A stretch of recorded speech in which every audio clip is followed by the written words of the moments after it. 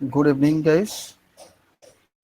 कल हमने अपने क्लासेस में जो डिस्कशन किया था लाइव क्लासेस में इवनिंग में, उसमें कुछ अनफॉर्चुनेटली टेक्निकल ग्लिच के कारण हमारा कोर्स जो है लाइव क्लासेस जो कल हुए थे वो रिकॉर्डिंग नहीं हो पाए, जिसके चलते मैंने पर्सनली रात को 12:30 बजे से लेकर 1:30 बजे तक बैठकर वापस से पर्सनली रिकॉर्ड किया, सो डैट आप लोग वो कोई भी लर्निंग मिस ना करे जो बहुत ज़्यादा इम्पॉर्टेंट है।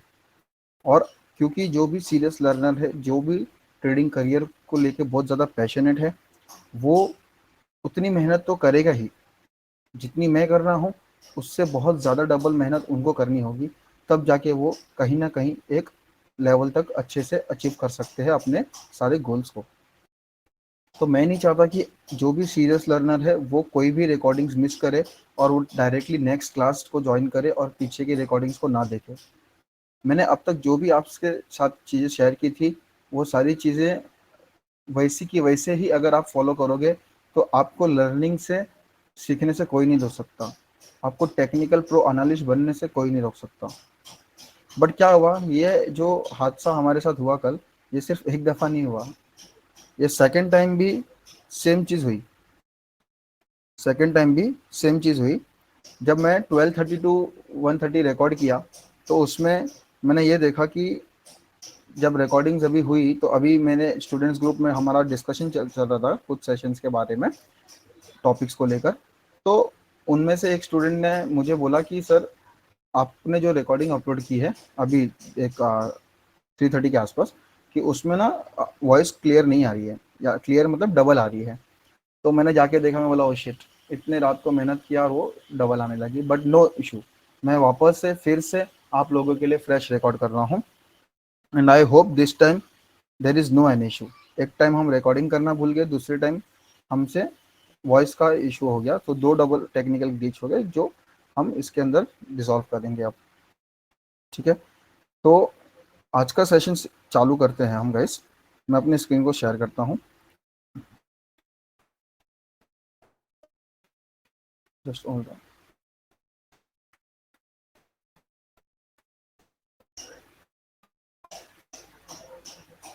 ठीक है,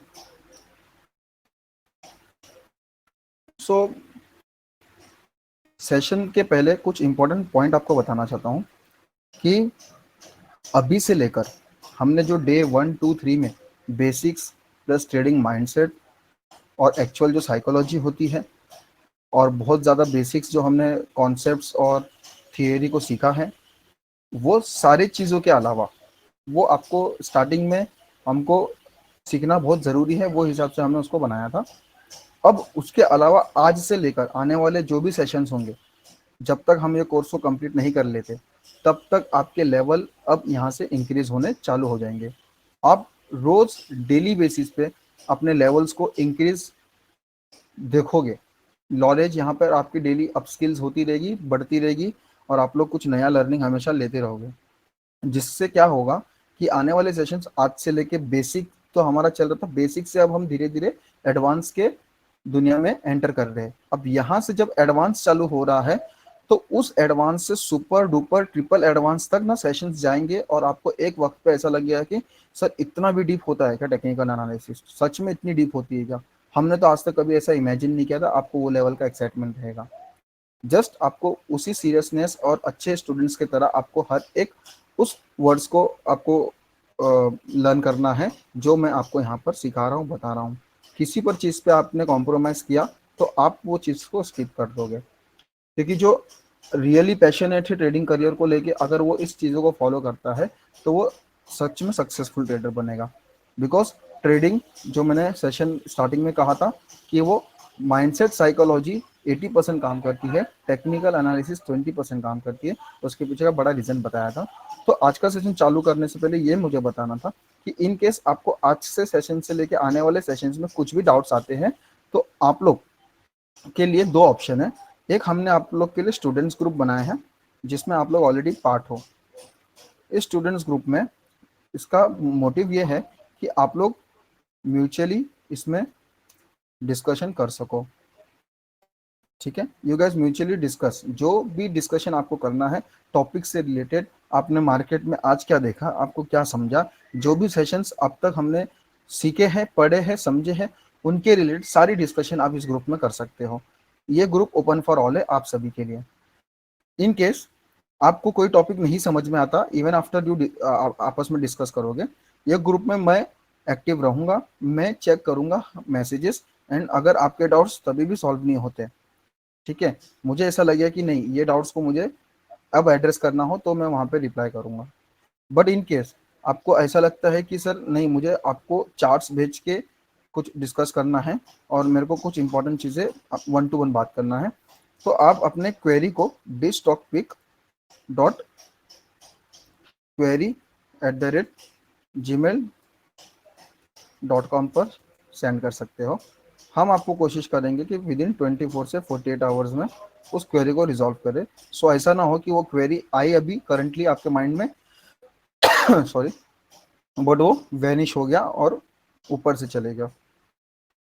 तो हम चाहेंगे कि आपके सारे क्वेरीज को हम एड्रेस करें विथ लिमिटेड टाइम फ्रेम, क्योंकि गाइस हम कोई मतलब मैं यहाँ पे जो भी हूँ पर्सनल इंडिविजुअल हूँ, मेरी कोई टीम नहीं है जो ये सारी चीज़ें हैंडल करेगी। जो भी कर रहा हूँ मैं इंडिविजुअल ही सब कुछ कर रहा हूँ आप सभी के लिए, तो उतना ही कोऑपरेशन मैं एक्सपेक्ट करूँगा कि आप करो। सो थोड़ा भी डिले हो तो प्लीज़ उसको समझो कि मैं अकेला ही सब चीज़ों को मैनेज कर रहा हूँ, चाहे वो मेरी पर्सनल ट्रेडिंग हो, चाहे वो मेरे को टेलीग्राम पे आप लोग को अपडेट करना हो, या मुझे कोई चीज़ें खुद के लिए मैनेज करनी हो, या फिर सेशंस लेने हो, रिकॉर्डिंग करने हो, या उसको हम अपलोड करने हो, सारी चीज़ें, ठीक है। सो ये दो चीज़ें हैं वेरी इंपॉर्टेंट, इसको हम समझते हैं और इसको ध्यान में रख के आप आगे के सेशंस में जो भी डाउट्स आएंगे इस पर आप मेल कीजिए और म्यूचुअली डिस्कस कीजिए ग्रुप्स में। जितना आप डिस्कस करेंगे उतना आप सीखेंगे, ठीक है, ये बहुत इंपॉर्टेंट है, ठीक है। सो आज का सेशन चालू करते हैं। आपने हमारा जो सेशन है उसमें हमने ये बताने की कोशिश की है आज कि प्राइस जो है, ठीक है, वो स्टॉक मार्केट में इतनी फ्लक्चुएट क्यों करती है, उसके पीछे का रीज़न क्या है। तो कुछ रीज़न हमने सेशन 1 में जाना था कि कैंडल क्या होती है, वो कैसे फॉर्म होती है चार्ट के ऊपर, ठीक है। बट आज हम उसको और डीपली जानेंगे कि उतने फ्लक्चुएशंस प्राइस में होते क्यों है। तो से फॉर एग्जांपल आपने स्टॉक मार्केट का एक बहुत बड़ा इंपॉर्टेंट रोल होता है, ठीक है, which is very true. What is that? Stock market stock market is a zero sum game. Sir ये हमने सुना तो है जीरो सम गेम, बट अभी तक हमने इसको समझा नहीं है। जीरो सम गेम मतलब क्या होता है सर? इसका मतलब dear, every buyer needs a seller and every seller needs a buyer. यानी कि स्टॉक मार्केट हो या आपकी लाइफ हो या कोई भी प्रोडक्ट हो, हर एक बायर को सेलर चाहिए, हर एक सेलर को बायर चाहिए। मैं आपको इसको लॉजिकली समझाऊंगा भी और आपको इसको मैं प्रूफ करके दिखाऊंगा। आपने बहुत सी चीज़ों को पहले भी समझा होगा और ये देखा होगा कि जो भी चीज़ ये क्रिएट होती है वो कहीं ना कहीं डिमांड एंड सप्लाई के कारण होती है। अगर आप गूगल पे जाके सर्च करोगे, ठीक है, कि Y stock market price goes up and down, तो आपको यहाँ पर हर किसी में दिखेगा stock market price fluctuate due two factors including supply demand. यहाँ पर भी आपको सप्लाई डिमांड दिखेगा, यहाँ पे भी आपको डिमांड दिखेगा, यहाँ पे भी सेलर्स दिखेंगे, यहाँ पे सप्लाई दिखेगा, यहाँ पे भी आपको डिमांड सप्लाई दिखेंगे, ठीक है। आप कितना भी स्क्रॉल डाउन कर लो आपको हर एक केस में डिमांड सप्लाई आपको यहाँ पे दिखेंगे, ठीक है। सो गूगल भी ये कह रहा है कि जब भी प्राइस में सप्लाई और डिमांड होती है तो प्राइस में बायर और सेलर आते हैं और पार्टिसिपेट करते हैं और फ्लक्चुएट्स होते हैं। तो डिमांड के बारे में हमने पिछले सेशन में ये समझा था, कोविड के एग्जांपल से भी मैंने आपको बताया था, बट आज मैं एक बेसिक एग्जांपल और लेता हूँ। अगर इन केस से फॉर एग्जांपल अनियन है, ऑनियन, उसको उसकी जब भी सप्लाई कंस्टेंट होती है सब्जी मंडी में, जब माल आने शॉर्टेजेस हो जाते हैं, तब वो केस में क्या होता है? वो केस में ये होता है कि बायर्स वहाँ पे बहुत ज़्यादा होते हैं और सेलर्स वहाँ पे कम होते हैं। कम होने का मतलब क्या होता है, उसके शॉर्टेजेस हो गए, यानी कि जिनको भी अनियन खरीदना है पर केजी के ऊपर रेट उसका बहुत ज़्यादा हाई होगा, पर केजी पे रेट उसके हाई होंगे जिसको भी ओनियन खरीदना है। क्यों ऐसे? क्योंकि जो बायर है उसकी डिमांड है ओनियन, और जो सेलर है उसकी डिमांड नहीं है। वो सप्लाई करना चाहता है बट उसकी मजबूरी है कि वो ज़्यादा सप्लाई नहीं कर पा रहा है और उसके पास कंस्टेंट है सप्लाई के। तो उसकी मजबूरी का लोगों की जो मजबूरी बन गई, पहले इसकी मजबूरी थी, अब वो लोगों की मजबूरी बन गई कि अब मुझे वो चीज़ खरीदना है। तो अब ये बोलेगा कि अगर आपको वो चीज़ खरीदना है मुझसे तो आपको मुझे ज़्यादा प्राइस देना पड़ेगा। क्यों ऐसा बोलेगा? क्योंकि उसका डिमांड हो गया है, वो चीज़ का डिमांड हो गया है, इसीलिए आपको ज़्यादा पे करना पड़ेगा। सेम हम अगर मूवी टिकट की बात करें, से आपकी वो बहुत मूवी फेवरेट है और आपको वो मूवी देखना पसंद है, और आपने क्या किया, सवेरे से लेके लाइन लगाए हो आप मूवी में। मैं हाइपोथेटिकल सिनारियो ले रहा हूँ, इसका ये मतलब नहीं कि वो रियल लाइफ में ऐसे ही होता है, जस्ट मैं आपको समझाने के पर्पज से बताना चाहता हूँ। आपकी वो मूवी बहुत सुपर डुपर हिट है और आपको उसका शो देखना ही देखना है, और आपने लाइन लगाया, बट क्या हो गया कि जब आपकी लाइन नज़दीक आती गई तो कुछ 8 से 10 लोग बाकी थे, बट वो टिकट काउंटर पे ये था कि सारे सीट्स फुल हो गए हैं और सिर्फ अभी 2 या 3 सीट्स अवेलेबल है। तो वो केस में क्या हो गया, जब ऐसे केस में, मूवी टिकट के केस में, अगर 2-3 सीट्स अवेलेबल है और सामने बायर्स 8-10 अवेलेबल है, और वो केस में अगर मैं कहूँ कि एक मूवी की टिकट प्राइस थी ₹100, तो अगर वो बायर्स है जिसके सबके हर किसी की इमोशन अलग है, हर किसी का डिमांड अलग है, हर किसी का नीड अलग है, हर किसी की चॉइस अलग है, हर किसी का रिस्क अलग है, हर किसी का फंड फंड अलग है, हर किसी का लाइफस्टाइल अलग है। ये केस में इतने सारे चीज उन 10 लोग में बटे हैं, तो इसमें से उनको क्या लगेगा, वो ₹100 की टिकट वैल्यू को वो 200 तक, 300 तक, 1000 तक इतने मैक्सिमम लेके जा सकते हैं। क्यों? क्योंकि जो टिकट सेल करने बैठा है सेलर, उसके पास में सिर्फ 2 टिकट है, 3 टिकट है, बट सामने बायर कितने हैं? 10। सबके सबको वो फेवरेट है, सबको वो मूवी चाहिए, सबने कुछ ना कुछ सवेरे से लाइन लगाई, अब जाके उनका नंबर आया, तो वो क्यों अपॉर्चुनिटी छोड़ेंगे? वो डिमांड उतनी क्रिएट हो चुकी है। अगर किसी भी चीज की डिमांड क्रिएट होती है तो वो प्राइस में रिफ्लेक्ट करता है, और वो प्राइस जब रिफ्लेक्ट करता है तो प्राइस में स्पाइक आती है, वो अप ही जाता है। अगर मैं और एक एग्जांपल से समझाने की कोशिश करूं, जब भी जैसे वर्ल्ड वॉर जैसा सिचुएशन या किसी कंट्रीज में वॉर चालू है, कुछ भी रीजन की वजह से किसी कंट्रीज में ऑनगोइंग वॉर्स है, तो आपने एक चीज हमेशा नोटिस करना कि जब भी वॉर वगैरह चालू होता है ना, गोल्ड के रिजर्व्स इंक्रीज करने सारे कंट्रीज चालू करते हैं। सारे कंट्रीज ये चालू करते हैं कि वो कितना ज्यादा गोल्ड अपने कंट्री में रिजर्व कर सके, जिसके कारण क्या होता है, जो गोल्ड होती है उसकी जो वैल्यू होती है वो मार्केट में हाईली डिमांडिंग हो जाती है। क्यों? क्योंकि जब कंट्रीज में इंटरनल वॉर चालू है तो वो उस गोल्ड को रिजर्व करना चाहेंगे, बचाना चाहेंगे, और उनके जो जब कुछ अनसडन मूवमेंट आ जाए, कुछ ऐसी चीजें उस कंट्री में घट जाए, उस कंट्री को अगर उभरना हो, यानी कि वापस से उसको रिसेशन से वापस से उसको ग्रोथ फेज में आना हो, तो वो चीज में उसके पास क्या एक ऐसी चीज होगी जो उसको हेल्प करेगी। तो इसके लिए वो गोल्ड को रिजर्व करना चालू करते हैं, जिसके कारण मार्केट में डिमांड होती है और उसके प्राइस हाइक्स बहुत स्पीड से हो जाते हैं।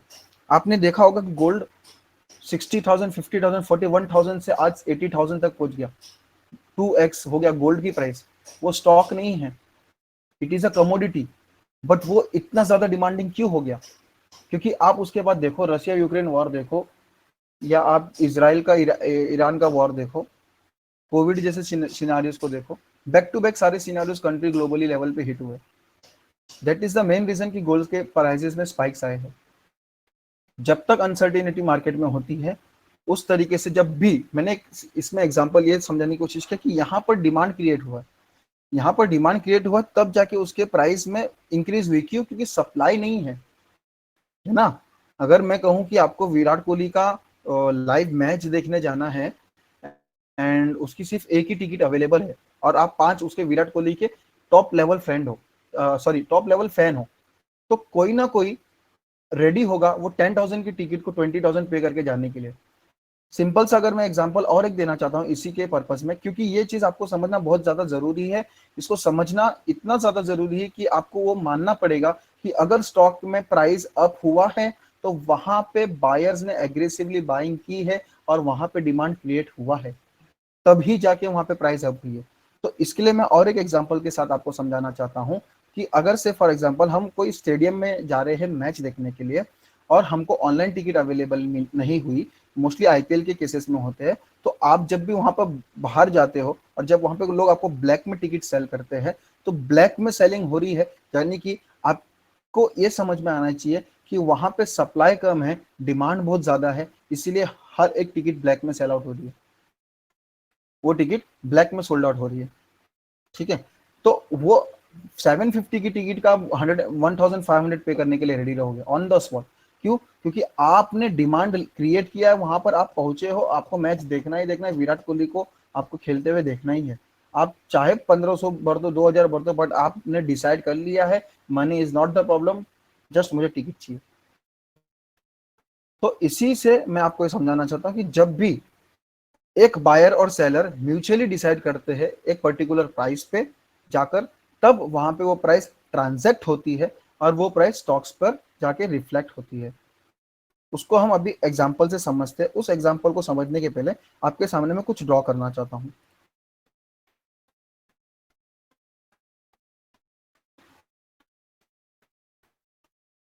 ये मैं आपके सामने जो ड्रॉ कर रहा हूँ इसको आप लोग समझना।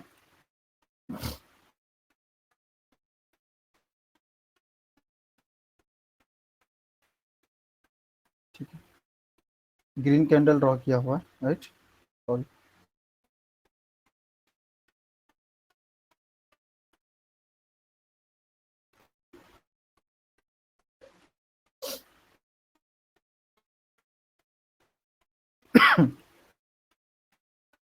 इसको थोड़ा यहाँ पे शिफ्ट कर लेता हूँ हल्का सा, और यहाँ पे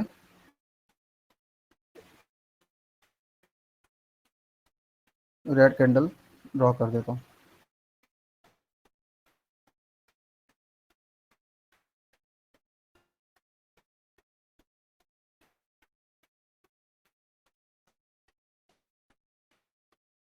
आपके लेफ्ट साइड कैंडल 1 जो है वो ग्रीन कैंडल है, कैंडल नंबर 2 जो है रेड कैंडल है। तो हमने अपने पहले सेशन में सीखा था कि कैंडल कब बनती है। कोई भी कैंडल ग्रीन कैंडल तब बनती है जब उस कैंडल में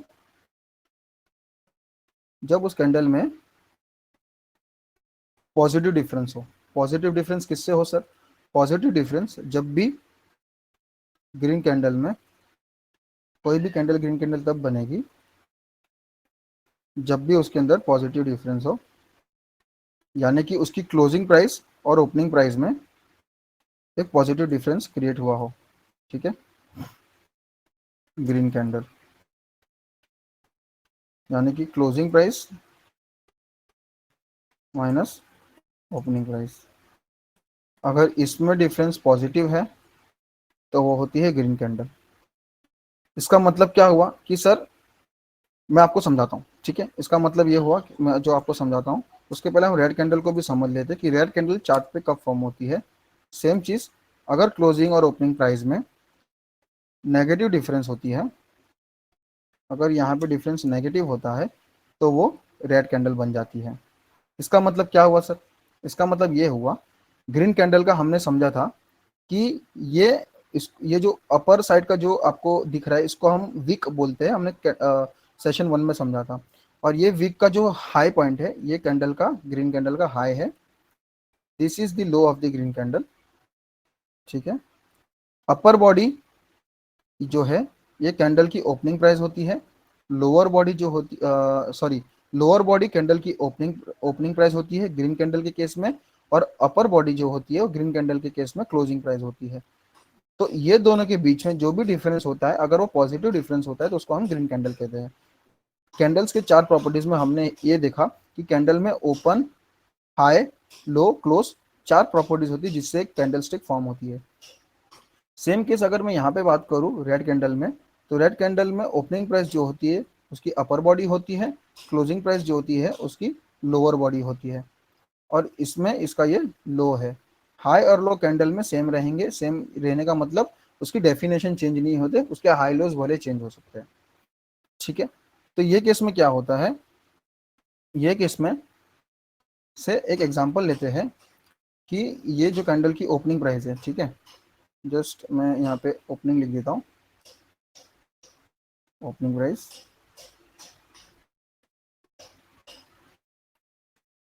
यहाँ पे closing price, this is the closing price of green candle. ठीक है, ये कैंडल का हाई है, this is the high of the candle, and this is the low of the candle. Okay, ये हमने सीखा था, राइट। अब मैं एक नंबर लिख लेता हूँ यहाँ पर, समझाने के लिए बेटर एग्जांपल हो जाएगा कि से फॉर एग्जांपल ये जो ग्रीन कैंडल है, ये ग्रीन कैंडल 100 पे ओपन होती है, ये जाती है डाउन साइड और से ये 90 रुपीज़ पे 90 रुपीज़ का लो लगाती है। ओके, से this candle made a low of ₹90। इसको आप डीपली समझना गाइस, इसको समझने में बहुत मज़ा आएगा, इसको आप जब डीपली समझोगे ना, इसको बहुत मज़ा आएगा। से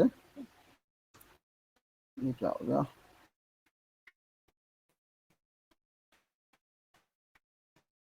ये 90 रुपीज़ होती है, और जो इसकी क्लोजिंग प्राइस है से, ये जो क्लोजिंग प्राइस है ये 150 होती है, और जो इसका हाई प्राइस है से वो 160 रुपीज़ होती है। अब आपको चार्ट में ऐसे प्राइसेस दिखते हैं कैंडल्स के, ठीक है। अब ये केस में क्या होता है, मैं आपको इसको डीपली समझाता हूँ कि इसमें हमको क्या समझना है।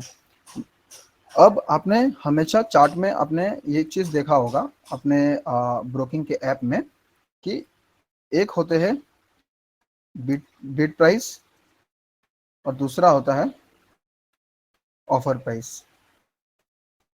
इसको हम बहुत बेसिक से समझेंगे कि क्या होता है ये, ठीक है। बिड प्राइस और ऑफर प्राइस क्या होता है, आपने चार्ट में देखा होगा कि जस्ट वन सेकेंड गाइस, हाँ,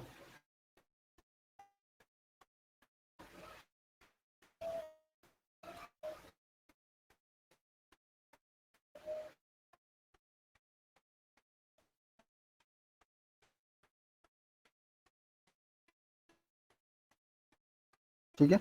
ये जो बिड प्राइस है और ऑफर प्राइस है, अब इसमें क्या हो गया, ये ग्रीन कैंडल के केस को हम लोग लिंक करके समझते हैं कि यहाँ पर क्या हो रहा है। जो हमने मूवी का एग्जांपल को समझा था और जो हमने क्रिकेट के स्टेडियम को एग्जांपल को समझा था, हमने ओनियन को एग्जांपल को समझा था, वो एग्जांपल को यहाँ पे रियल में स्टॉक मार्केट में लिंक करके समझते हैं कि कैसा है। अब ये केस में क्या होता है, समझो आप बायर हो और ये ग्रीन कैंडल आपके सामने ओपन हुई है।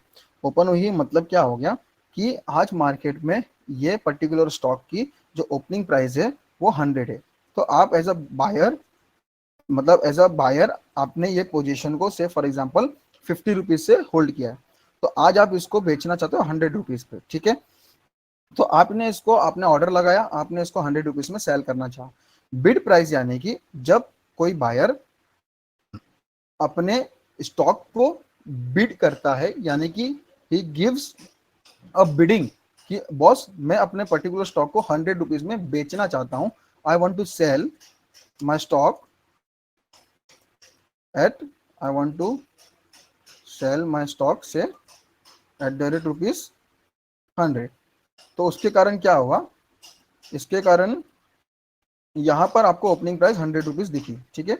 और उसी केस में कोई एक बंदे ने ये जो बिड प्राइस था इसको एक्सेप्ट किया, जिसके कारण वो प्राइस चार्ट पे रिफ्लेक्ट हुआ, तो ये 100 रुपीज का ट्रांजेक्शन हो गया। अब से सेम बायर, मतलब सेम मतलब अनदर बायर, क्योंकि ये एक स्टॉक को एक जन तो लेता नहीं है, तो से और एक जन ने वही स्टॉक को समझो फॉर एग्जांपल 70 रुपीज पे बाय किया हो और वो भी 100 रुपीज पे बेचना चाहता हो। लेकिन क्या हुआ मालूम है क्या, जब उसने उसने ऑर्डर लगाया सेकंड वाले ने, तो वो किस में क्या हुआ, जो यहाँ पे ऑफर अवेलेबल था ऑफर प्राइस यानी कि क्या होता है कि जब इसने बोला I want to sell my stock, तो इसने क्या बोला, I want to buy your stock at the rate ₹100, जिसके जिसके कारण क्या हो गया, every buyer needs a seller and every seller needs a buyer, ये दोनों को ₹100 में दोनों लोग खुश हो गए और दोनों लोग ने अपने ट्रांजेक्शन को क्लोज कर दिया, राइट।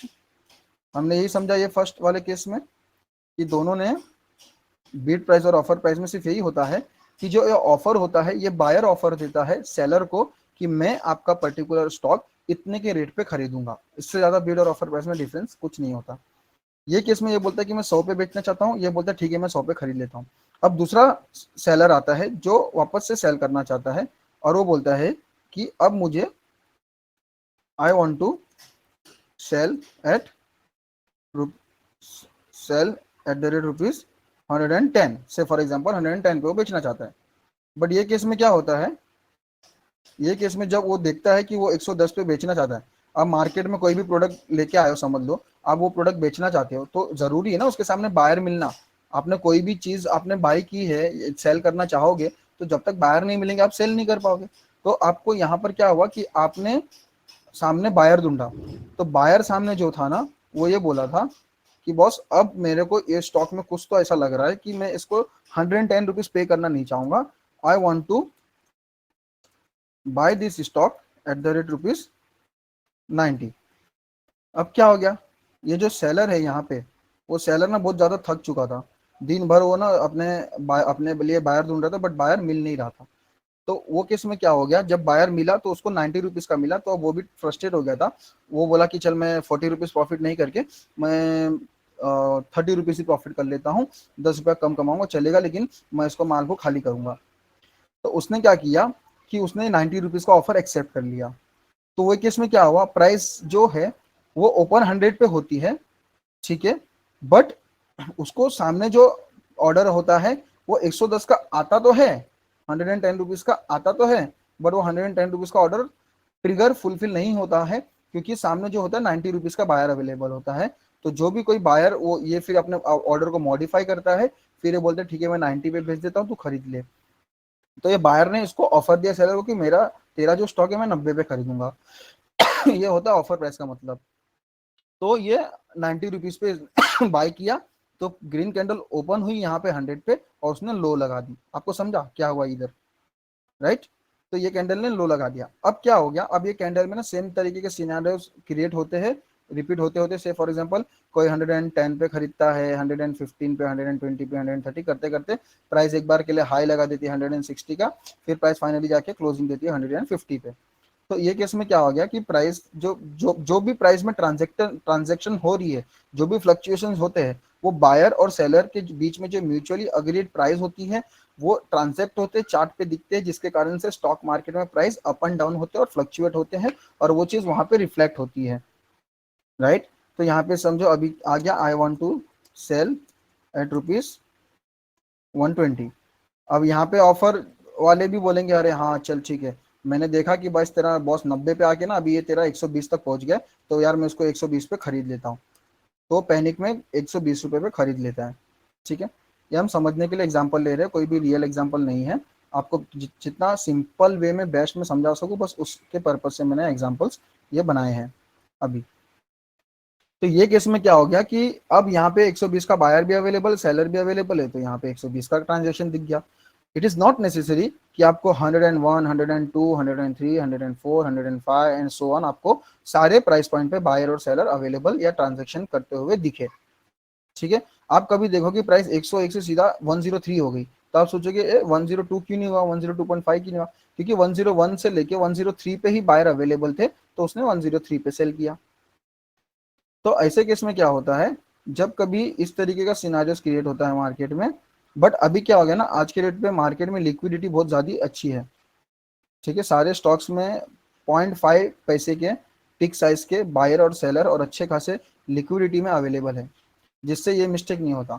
तो सेम केस आप रेड कैंडल का समझ लो।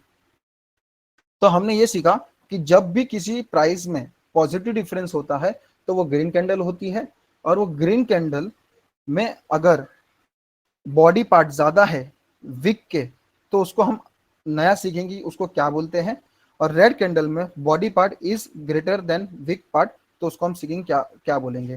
तो आपने ये समझा कि जब प्राइस में पॉजिटिव डिफरेंस है तो ग्रीन कैंडल है, यानी कि विच इंडिकेट्स यहाँ पे बाइंग एग्रेसिवली हुई है और बायर्स ने फाइनली इसके ऊपर क्लोजिंग दी है और वो ग्रीन कैंडल फॉर्म हुई है। ठीक है, मार्केट के जीरो सम गेम को हम समझ गए। अब वो ग्रीन कैंडल से उनको ये भी समझ में आया कि इस पर्टिकुलर प्राइस पॉइंट पे डिमांड ज्यादा थी सप्लाई से, तभी प्राइस ऊपर गई है। अगर डिमांड सप्लाई से ज्यादा नहीं होती, price will never travel, price कभी ट्रेवल ही नहीं कर सकती। अगर प्राइस डिमांड से ज्यादा सप्लाई, अगर सप्लाई कम है डिमांड ज्यादा है तभी प्राइस ऊपर जाएगी, एंड वाइस वर्सा, सप्लाई ज्यादा है डिमांड कम है तभी प्राइस डाउन साइड आएगी। ओके, तो इसी केस को हम समझते हैं। और इसको आज हम ये समझेंगे कि जो ग्रीन कैंडल रेड कैंडल है इसको और क्या हम बोल सकते हैं। क्योंकि चार्ट्स में आपको बहुत से अलग अलग टाइप्स के कैंडल्स दिखेंगे जो कि कलर ग्रीन और रेड ही होंगे, लेकिन हर एक कैंडल ग्रीन कौन सी होती है, हर एक कैंडल रेड कौन सी होती है, उसको हम समझेंगे। मैं लेके चलता हूँ आपको डाउन साइड पे। यहाँ पर हम ये देखेंगे, से मैंने आपके सामने कैंडल बनाई, ये वाली ग्रीन कैंडल। ठीक है,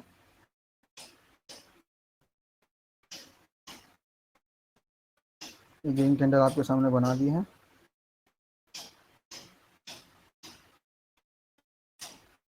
फिर हम बनाते हैं सेम रेंज में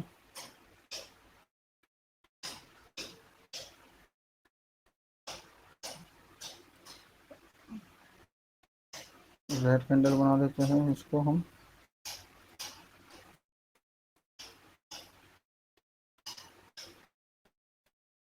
ठीक है, अब ये केस में क्या हो गया कि आप एक एग्जांपल से समझो इसको। अभी जो हमने रियल यहाँ पे समझा था कि यहाँ पे क्या हुआ,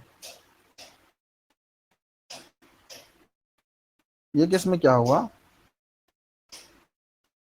कि ये कैंडल में जो भी हमने इसके पहले वाले यहाँ पे सीखा था कि हर एक प्राइस पॉइंट पे बायर सेलर पहले सेलर आ रहे, तो वो केस में क्या हो गया, ये ग्रीन कैंडल इतनी बड़ी इसलिए बनी क्योंकि यहाँ पे एक रिजल्ट हमको समझ में आया कि नंबर ऑफ बायर्स, यहाँ पे मैं जो भी नंबर्स यूज कर रहा हूँ आपको समझाने के पर्पज से यूज कर रहा हूँ।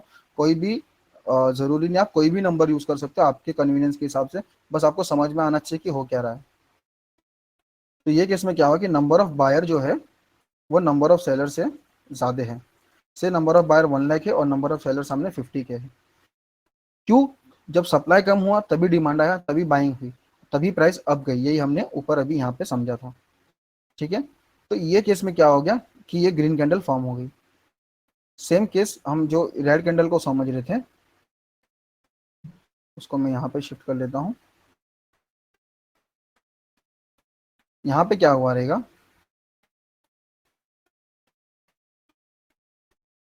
यहाँ पे नंबर ऑफ सेलर्स जो होंगे से 1 लाख होंगे और सामने नंबर ऑफ बायर्स जो है से 50 के है। जिसके कारण क्या हो गया कि प्राइस में सप्लाई ज़्यादा हो गया डिमांड से, वहाँ पे बायर्स नहीं अवेलेबल थे, सेलर्स अवेलेबल थे, और जिसके कारण प्राइस आती है डाउन साइड और नीचे क्लोज होती है और रेड कैंडल फॉर्म होती है। तो जब भी कभी चार्ट पे आपको इस तरीके से कैंडल दिखाई देती है जो आपके स्क्रीन पर अभी दिख रहा है, तो उसको हम कहते हैं ग्रीन ग्रीन थ्रिलिंग कैंडल। इसको थ्रिलिंग क्यों बोला है? थ्रिलिंग इसलिए बोला है कि इस कैंडल में कुछ तो ऐसा थ्रिलर हुआ है जिसके कारण से डिमांड आया और प्राइस अप गई। ठीक है, इसको बोलने के लिए आप एक्सप्लोसिव, एक्साइटिंग, जो भी आपको सही लगे, आप जो भी आपको कन्वीनियंट लगे आप बोल सकते हो। मैं इसको थ्रिलिंग बुलाता हूँ क्योंकि ये मेरे लिए थ्रिलर से कम नहीं होती। ठीक है, सेम अगर हम यहाँ पे समझेंगे, ये होती है रेड थ्रिलिंग कैंडल। ठीक है, अब हर एक कैंडल तो इतनी बड़ी नहीं होगी ना, कोई स्मॉल इन साइज होगा, कोई बिग इन साइज होगा, कुछ छोटे होंगे, कुछ बड़े होंगे। ठीक है, और कुछ बहुत नैरो टाइप के होंगे, तो उसको क्या बोलते हैं। ठीक है, तो ये कैंडल अगर आपको दिख रही है, जो ग्रीन कैंडल है, इसको हम बोलेंगे नॉर्मल कैंडल। जस्ट 1 सेकेंड, वापस से।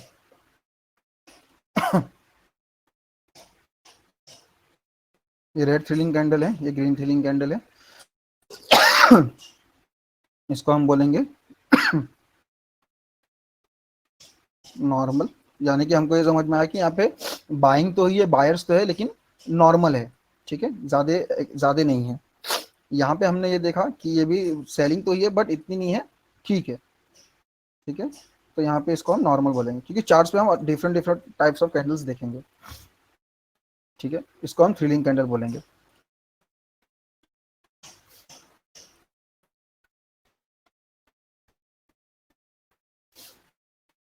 ये थ्रिलिंग कैंडल तो है, नॉर्मल है। ठीक है,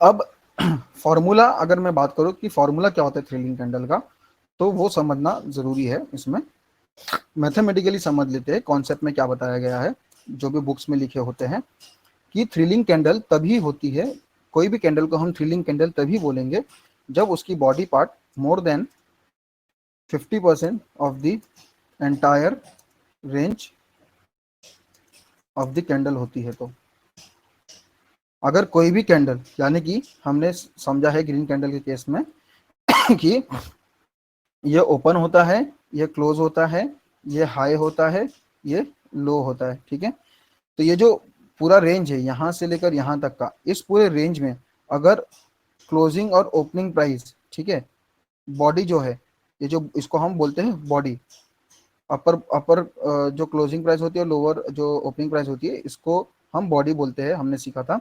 तो अगर ये बॉडी 50% से ज्यादा है तो उसको हम एक्साइटिंग कैंडल बोलते हैं। Did you get my point? अगर वो बॉडी 50% से ज्यादा है तो हम उसको एक्साइटिंग थ्रिलिंग कैंडल बोलते हैं। ठीक है, सॉरी। लेकिन और सेम अब रेड के केस में, चाहे वो रेड थ्रिलिंग कैंडल हो, चाहे वो ग्रीन थ्रिलिंग कैंडल हो, वही हम केस में बोलते हैं, दोनों में सेम है फॉर्मूला। तो अगर, लेकिन क्या हम सर चार्ट पे हम थ्रिलिंग कैंडल ऐसा लगा के बैठेंगे क्या कि इसको हम थ्रिलिंग बोलते हैं, इसको हम 50% है तो थ्रिलिंग बोलेंगे, 54% है तो बोलेंगे, 51% है तो थ्रिलिंग बोलेंगे, बट 49% है, 48% है तो थ्रिलिंग नहीं बोलेंगे? नहीं। इसका सेकेंड वे ये समझने का है कि लॉजिक के अकॉर्डिंग, कि कोई भी कैंडल में अगर जो भी रेंज है, मान लो ये कैंडल का हाई है, ये कैंडल का लो है, इस पूरे रेंज में अगर बॉडी पार्ट यहाँ से यहाँ, बॉडी पार्ट अगर ज्यादा है तो वो थ्रिलिंग कैंडल हो गई। यानी कि पूरे रेंज में कहीं ना कहीं एक अपर के पॉइंट पे, ओपनिंग के पॉइंट पे बायर थे, और साथ ही साथ क्लोजिंग के पॉइंट पे भी बायर अवेलेबल थे। तो पूरी, चाहे वो रेंज इतनी सी क्यों ना हो, जैसे आपके सामने इतनी सी है, बट अगर उसमें बॉडी पार्ट ज्यादा है तो वो एक थ्रिलिंग कैंडल होगी। हाँ, ये जरूरी है कि हम आगे चल के ये समझेंगे कि इसको हम थ्रिलिंग बोलेंगे या बेस कैंडल बोलेंगे, या बेस कैंडल क्या होता है, क्योंकि वो पीछे की प्राइस एक्शन को देख के समझेंगे, क्योंकि प्राइस एक्शन बहुत सब्जेक्टिव कॉन्सेप्ट है। तो इसी को मैं आपको समझाने की कोशिश करता हूँ आगे, ये चीज कि थ्रिलिंग कैंडल का मीनिंग फॉर्मूला ये है, और बेस कैंडल क्या होता है वो भी आपको बता देता हूँ।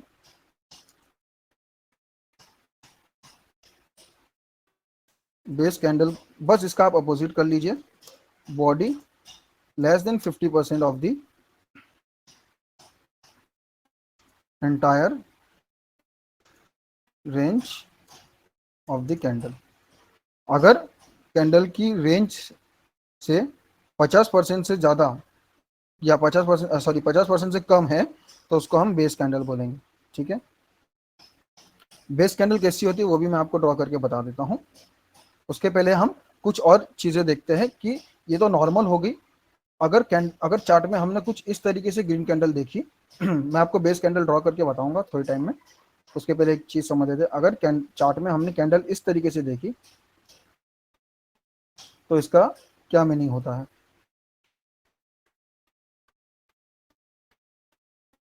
अभी हमने जस्ट सीखा था, ऊपर साइड में भी सीखा था। ठीक है,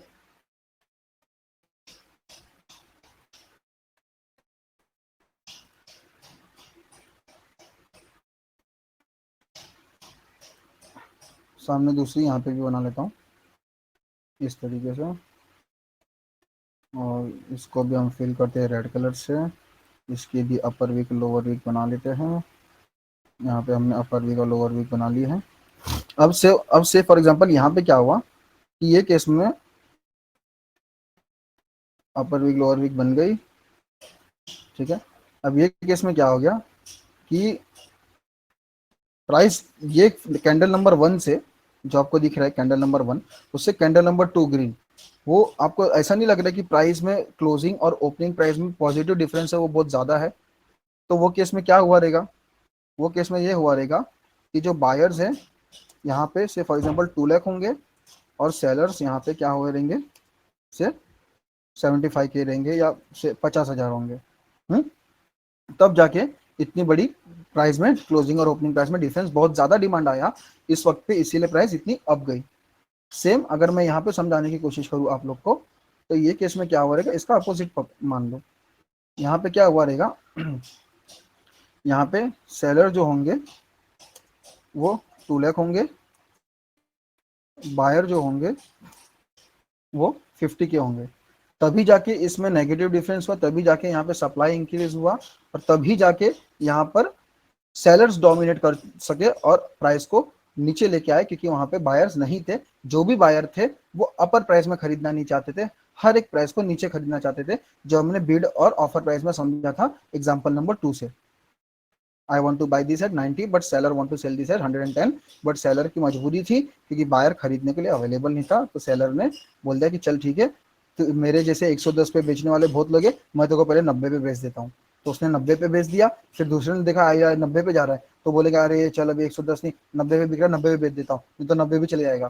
फिर क्या होता है 85 वाला आता है, तो इस तरीके से डोमिनेट होता है, ऐसे केसेस बनते रहते हैं। ठीक है, अभी हम समझेंगे कि बेस कैंडल क्या होता है।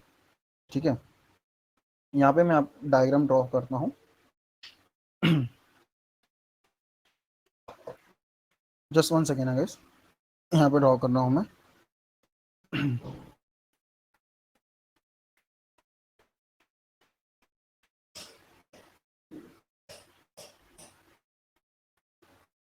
ये हमने बेस रेड बेस कैंडल बना ली, ठीक है, इसको हम फिल कर देते हैं। फिर हम बनाते हैं यहाँ पे ग्रीन बेस कैंडल, इसको भी हम फिल कर देते हैं।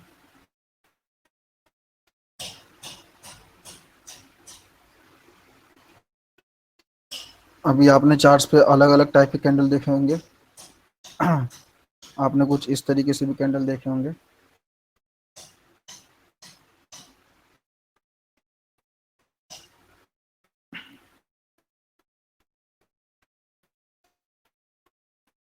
ठीक है, दूसरा हम ऐसा कैंडल बना लेते हैं।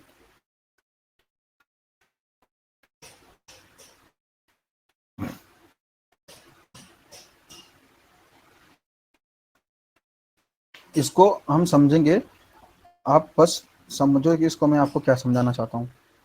ठीक है, से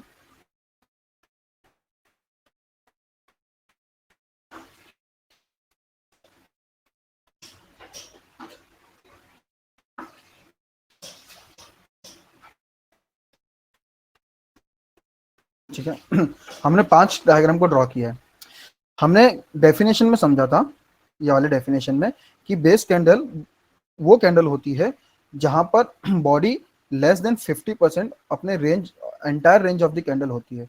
तो ये केस में क्या हुआ कि कैंडल का ये हाई रेंज है, ये लो रेंज है, और ये जो बॉडी है उसके हाई और लो से 50% से कम है, तो उसको हम बेस कैंडल बोलते हैं।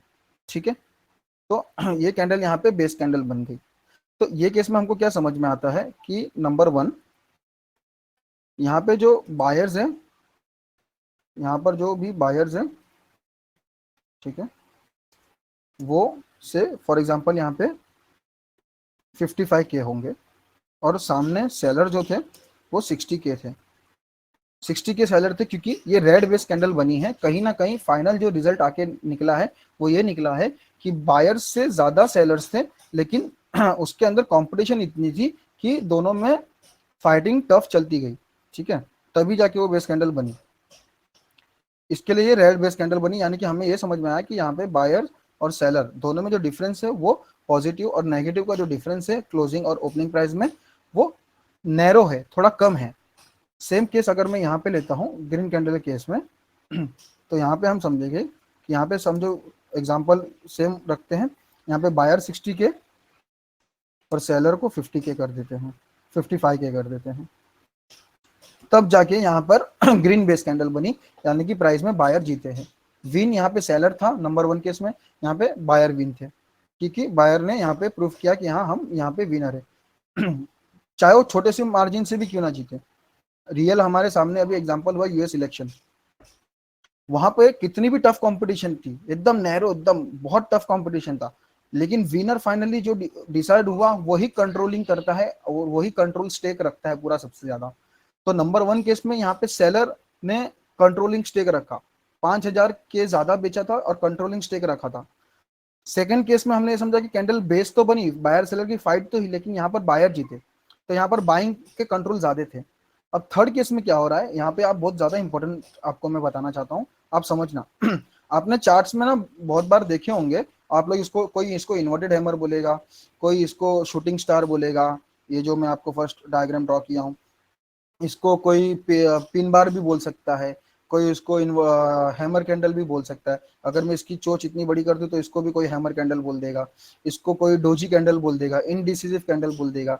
वो बोलने से कुछ नहीं होता, अगर वो बोलने से अगर सब कुछ होता ना तो शायद आप, मतलब मैं और आप यहाँ पे जरूरत ही नहीं होती, हम उतना डीप समझ जाते चीजों को। ये 50% ऑफ द टाइम ही काम करती है, बट इसको इतना डीप मैं इसके लिए लेके जा रहा हूँ कि आपको रियल सेंस समझ में आए कि इसमें हुआ क्या है एक्चुअली। वो चीज आप समझो, सिर्फ सुनो मत, मतलब सुन के मत रह जाना, वो चीज को आपको रियलाइज करना पड़ेगा, तभी आप आगे जाके एक्सपर्ट वे में चार्ट को रीड करके एनालाइज कर पाओगे। वरना जब चार्ट्स पे आपको ऐसे कैंडल्स दिखेंगे ना, आप कंफ्यूज हो जाओगे, सिर्फ आपको लगेगा कि ये कैंडल है, महज एक कैंडल है। अगर आपने उससे बातें नहीं की, उससे समझी नहीं कि ये बताना क्या चाहती है, तब तक आपको इससे कोई भी आउटपुट आगे नहीं मिलेगा। अब ये कैंडल पे मैं इसके लिए इतना एम्फोसाइज किया कि इसमें आप समझो क्या हुआ ये कैंडल पे पूरा ब्लैक हो गया, सॉरी,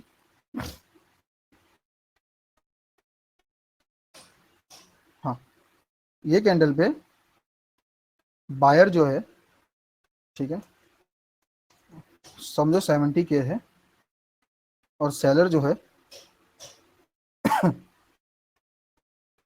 से फॉर एग्जांपल 45 के, ठीक है। मैं ऐसा क्यों बोल रहा हूँ, मैं ऐसा इसके लिए बोल रहा हूँ कि मैं आपको इसके अंदर भी साइकोलॉजी समझाता हूँ। क्या हो गई, जब ये ग्रीन कैंडल ओपन हुई, ये ग्रीन कैंडल होती है यहाँ पे, जो हमने अपने केस में समझा था, यहाँ पे एग्जांपल रीड करते टाइम यहाँ पर ओपन 100 वाले, ये केस कोई भी प्राइस पॉइंट पे ओपन होती है तो यहाँ पर बायर आते हैं। जब ये बायर आता है ना, तो उसको उस दिन ना जो प्राइस पे वो ओपन करता है उसको वो प्राइस पे सेलर अवेलेबल होते हैं, तो वो ट्रांजेक्ट होती है। फिर उसको ना जो भी प्राइस पॉइंट वो आगे बेचना चाहता है, उसको सब सेलर अपर प्राइस पे उससे खरीदने के लिए रेडी है। तो क्या होती है, प्राइस एकदम से ना ऐसी ऐसी ऊपर अप जाती रहती है, जो हमने समझा कि अचानक से डिमांड आ रहा है, एग्रेसिवली बाइंग हो रही है, बाइंग हो रही है तो प्राइस ऊपर जाती है। लेकिन क्या होता है ना, यहाँ पे कोई कोई पार्ट पे सेलर अवेलेबल होते हैं, यहाँ पे एक सेलर अवेलेबल होता है जो प्राइस को इस तरफ आते ही तो नीचे लेके आ जाता है। लेकिन वो नीचे लेके आ जाता है, लेकिन बायर इतने स्ट्रांग होते हैं, वो 70 के होते हैं, जिसके कारण वो अपने आप को प्रूफ करते हैं कि नहीं, तूने सेलिंग प्रेशर तो लाया, लेकिन मैं स्ट्रांग हूँ, मैं 70 के हूँ, तो मैं तेरे से स्ट्रांग हूँ, तो मैं अपर ही क्लोज करूंगा।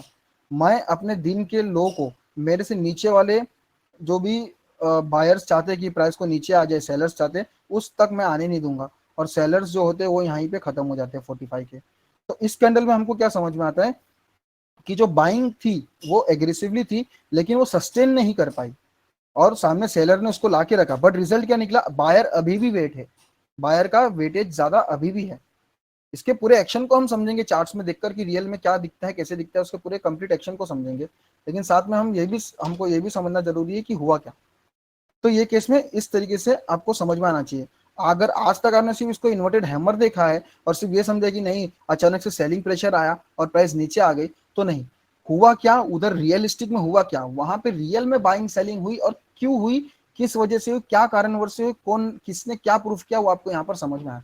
हाँ बट ये अभी भी इनडिसीजन है, डिसीसिव नहीं है कि हाँ यहाँ पे बायर जीते या सेलर जीते, जो कि यहाँ पर हमने डिसाइड कर लिया था कि हाँ भाई बायर विन है सेलर विन है। अब ये जो हमने डिसाइड किया था इसको हम क्या बोलते हैं, ये जो हमने डिसाइड किया था इसको हम बोलते हैं ग्रीन थ्रिलिंग कैंडल स्ट्रॉन्ग, इसको हम कहेंगे स्ट्रॉन्ग है। ठीक है, सेम हम यहां बोलेंगे रेड थ्रिलिंग कैंडल स्ट्रॉन्ग है। ओके, यहाँ पे स्ट्रॉन्ग है। तो ये केस में क्या हो गया, सेम अगर एग्जांपल को हम लेते हैं और आगे बढ़ते हैं तो हमें समझ में आया कि बाइंग सेलिंग ऐसी है। अब ये केस में क्या हो गया, आपको रेड सेट दिखे, यहाँ पे बायर 45 के होंगे और सेलर यहाँ पे 70 के होंगे। क्यों ऐसे होंगे, क्योंकि प्राइस ओपन होती है यहाँ पे, सेलर प्राइस को नीचे लेके आता है, लेकिन बायर होते हैं प्राइस को एग्रेसिवली यहाँ से आप लेके आते हैं, लेकिन बायर कहीं ना कहीं खुद को प्रूव नहीं कर पाते, जिसके कारण क्या होता है प्राइस लोअर क्लोजिंग ही देता है दिन के ओपनिंग से, इसलिए उसमें नेगेटिव डिफरेंस होता है, इसलिए वो रेड बेस कैंडल बन के क्रिएट हो जाती है और ये बताती है कि सेलर्स अभी भी इसमें ये पर्टिकुलर टाइम फ्रेम में स्ट्रॉन्ग है। जो लास्ट वाला है इसमें क्या होता होगा, उसमें आपको कुछ इस तरीके से दिखता होगा कि यहाँ पे जो बायर और सेलर है वो ऑलमोस्ट इक्वल होते हैं, बायर से 50 के है, ठीक है, तो सेलर से फॉर एग्जांपल यहाँ पे 48 के है, सेलर जो है वो 48 के है, तभी जाके ज्यादा कुछ डिफरेंस नहीं हुआ इसके अंदर, बट एक छोटा सा एक डोजी टाइप बन गया, इनडिसीजन बन गया, ना बायर बता पाए कि मैं जीता ना सेलर बता पाए कि मैं जीता, तो अभी भी ये इनडिसीजिव कैंडल हो गई जिसको हम लोग डोजी कैंडल बोलते हैं चार्ट पे। ठीक है, सो आप लोग एक चीज याद रखना, जो भी चीज मैं बोलूंगा वो बहुत इंपॉर्टेंट रहती है, ठीक है, तो उसको आप लोग हमेशा याद रखना और समझना वो चीज़ों को। मैं ये बताना चाहता हूँ, और जब भी मैं कभी ऐसा बोलूँ कि वो चीज़ इंपॉर्टेंट है, यानी कि आप समझना वो आपके ट्रेडिंग के पूरे करियर में सबसे ज़्यादा काम करने के लिए इंपॉर्टेंट है, उससे ज़्यादा इंपॉर्टेंट कुछ नहीं है आपके ट्रेडिंग करियर में। ठीक है, तभी आपको समझ में आएगा कि वो बहुत ज़्यादा इंपॉर्टेंट क्यों है, आगे आगे आप जब देखोगे तभी वो चीज़ क्लियर होगी। तो अगर मैं बात करूँ कि कोई भी कैंडल थ्रिलिंग कैंडल तब बनेगी जब उसके अंदर प्राइस में एक इम्बैलेंस क्रिएट होगा, यानी कि जब तक प्राइस में बैलेंस क्रिएट रहता है तब तक वो कैंडल थ्रिलिंग कैंडल नहीं बनती है, जब कभी उसमें इम्बैलेंस क्रिएट होगा तभी वो थ्रिलिंग कैंडल बनेगी, यानी बायर एक पॉइंट पे बहुत ज्यादा होंगे सेलर से, और वहीं इतने बाय ऑर्डर लगेंगे, इतने बाय ऑर्डर हो जाते हैं जिसके सामने सेल ऑर्डर कम पड़ जाते हैं और वो कैंडल थ्रिलिंग कैंडल हो जाती है। और इसका अपोजिट लॉजिक, आप अगर आप बोलोगे कि सेलर ज्यादा है बायर से तो वो रेड थ्रिलिंग कैंडल बन जाती है। मैं बार बार इसी बेस को इतना स्ट्रॉन्ग करना इसलिए चाहता हूँ क्योंकि पूरी चार्ट रीडिंग की जो मास्टरी है ना वो इसी के लॉजिक से, प्राइस के एक्शन के बिहेवियर से ही है। प्राइस एक्शन बोलना बहुत इजी और बहुत वाव साउंड करता है, बट प्राइस के एक्शन को समझना उतना डिटेल में ना बहुत मेहनत लगता है, इसीलिए मैं बार बार आपको बेस स्ट्रॉन्ग करता हूँ।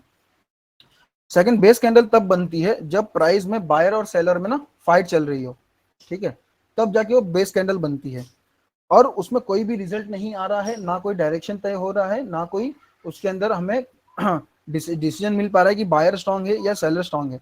बहुत टफ कंपटीशन है, जैसे कि मैंने बोल दिया कि अगर इंडिया और फॉर एग्जांपल इंडिया और जिम्बाब्वे के बीच में मैच होगा तो आप लोग का प्रेडिक्शन क्या होगा कि कौन जीतेगा? इंडिया। अगर मैं बोलूँ इंडिया न्यूजीलैंड के बीच में होगा तो आपको मालूम है कि भाई टफ कंपटीशन है, पता नहीं कौन जीत सकता, लास्ट बॉल तक मैच जाएगी। तो इसी तरीके से बाइंग और सेलिंग बहुत ज्यादा स्ट्रांग है, ठीक है, तो बाइंग सेलिंग इतनी स्ट्रांग है और दोनों में फाइटिंग चल रही है, इसके लिए वो बेस कैंडल फॉर्म हो रही है, यानी कि एक टाइम पे प्राइस, बायर प्राइस को अप ले जाता है और सेलर प्राइस को डाउन ले आता है, उसके चलते एक कैंडल में हाई और लो तो लगता है, लेकिन कैंडल वो बहुत ज्यादा छोटी हो जाती है, और यानी कि उसकी ओपनिंग और क्लोजिंग प्राइस में डिफरेंस बहुत कम होता है, तब जाके वो बेस कैंडल बन जाती है। ये जो कैंडल हमने आज सीखे हैं, इस सारे कैंडल्स को हम कल के सेशन में सीखेंगे, लाइव हम चार्ट्स देखेंगे और हम ये जानेंगे कि पेंडिंग ऑर्डर क्या होता है, पेंडिंग ऑर्डर क्यों होता है, पेंडिंग ऑर्डर की वजह से क्या डिमांड होती है या सप्लाई होती है, पेंडिंग ऑर्डर कब कब काम करेगा, कब कब काम नहीं करेगा, किस लिए काम करेगा, किस लिए नहीं काम करेगा, कौन से सिचुएशन में काम करेगा, कौन से सिचुएशन में नहीं काम करेगा। इसी तरीके से पेंडिंग ऑर्डर का इंपॉर्टेंस क्या होता है, ये पेंडिंग ऑर्डर बनते कैसे है और इसके ऊपर हम कितना ज्यादा रिलाय हो सकते हैं, क्या हमारी पूरी डिमांड एंड सप्लाई की पूरी थियरी पेंडिंग ऑर्डर पे होगी। यस, इसका आंसर ये। तो कल का जो सेशन है वो आपके लाइफ में सबसे ज्यादा इंपॉर्टेंट सेशन होगा। तो अगर आपने कल का सेशन को मिस कर दिया और आपने उसको बारीकी से नहीं समझा, आपको देखना और समझना हर एक सेशन को डिटेल में ही है, लेकिन कल की सेशन की जो फाउंडेशन जो अब तक हम लोग ने लास्ट 3 सेशन को करके आज 4th सेशन में कंप्लीट किया है, उस फाउंडेशन का जो माँ बाप है वो कल का सेशन है। बहुत ज्यादा इंटरेस्टिंग, बहुत ज्यादा सिंपल और बहुत ज्यादा थ्रिलिंग होगा। तो मिलते हैं कल के सेशन में आप सभी से। कुछ भी डाउट्स हो आप लोग query@dstockpick.query@gmail.com पे आप क्वेरी भेज सकते हो। Bye, see you guys.